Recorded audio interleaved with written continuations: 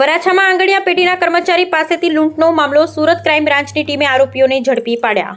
સુરતના વરાછા વિસ્તારના એક જ આંગડિયા પેઢી આર.એન. મહેન્દ્રકુમાર એન્ડ કુના કર્મચારીઓને પોલીસે તરીકેની ખોટી ઓળખ આપી ₹16.56 લાખના સોના ચાંદીના દાગીના તથા હીરાના પાર્સલની લૂંટ ચલાવનાર તેમજ આ જ આંગડિયા પેઢીના કર્મચારીની નજર ચૂકવી ₹25.02 લાખના સોના ચાંદીના તથા હીરાના પાર્સલ ભરેલ થેલો ચોરી કરનાર આરોપીને સુરત શહેર ક્રાઇમ બ્રાન્ચ દ્વારા ઝડપી પાડી કાયદેસરની કાર્યવાહી હાથ ધરવામાં આવી છે.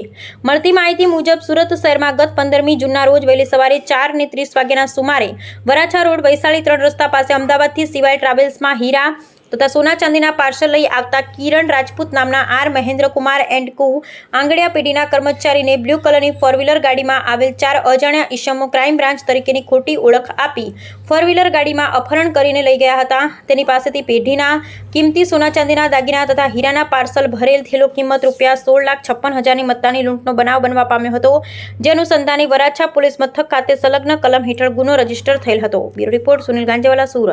ગઈ તારીખ 15 જૂન 2025ના રોજ સુરત શહેરમાં વરાછા પોલીસ સ્ટેશનની હદમાં વહેલી સવારમાં અમદાવાદથી સુરત આવતી સીવાય ટ્રાવેલ્સની બસમાંથી આર. મહેન્દ્ર આંગડિયાના કર્મચારી જ્યારે પોતાના પાર્સલ લઈને નીચે ઉતરતો હતો ત્યારે એને 4 લોકોએ બનાવટી પોલીસને એવી ઓળખ આપી એમની પાસેથી એને ગાડીમાં બેસાડી અને એમની પાસેથી મોબાઈલ અને જે થેલા હતા એ લૂંટીને જતા રહ્યા હતા.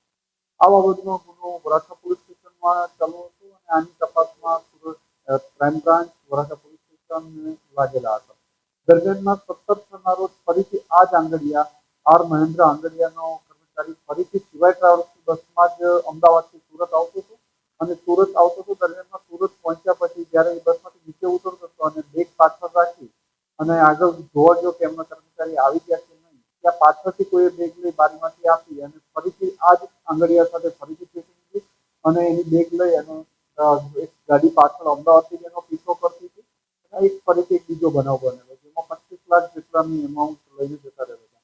આ બંને બનાવોમાં એક જ ટ્રાવેલ્સ હોય, એક જ જગ્યાએ એનો પીછો થતો હોય, એક જ આંગડિયા હોય તો સુરત ક્રાઇમ બ્રાન્ચની ટીમ અને જવાન વરસાદની અલગ અલગ ટીમો કામે લાગેલી હતી. દરમિયાનમાં સુરત ક્રાઇમ બ્રાન્ચની ટીમને માહિતી મળી હતી કે આ બંને બનાવમાં એક જ ગેંગ સંડોવાયેલી છે જે ઝાલોર જિલ્લા રાજસ્થાનની ગેંગ છે અને સુરત ક્રાઇમ બ્રાન્ચના પોલીસ ઇન્સ્પેક્ટર જયંત ઝાલા, જયંત ગૌસ્વામી, સોઢા, વાળા વગેરે ટીમોએ સતત પ્રયત્ન કરીને આ લોકોને 3 જણાને પકડી પાડ્યા છે.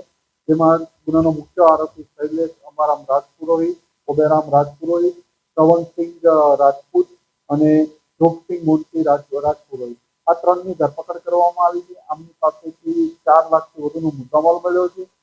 શૈલેષ અને શ્રવણસિંહને હિંમલ જિલ્લા તાલુકામાં ઝાલોરથી પકડવામાં આવ્યા છે, જ્યારે જોગસિંહ રાજપુરોહિત અમદાવાદથી સુરત ક્રાઇમની ટીમ લાવી પૂછપરછ કરીને એમની પાસેથી 4 લાખથી વધુનો મુદ્દામાલ મળ્યો છે. આમ બંને ગુનાનો ડિટેક્ટ કરવામાં સુરત ક્રાઇમ બ્રાન્ચ અને સાહેબને સફળતા મળી.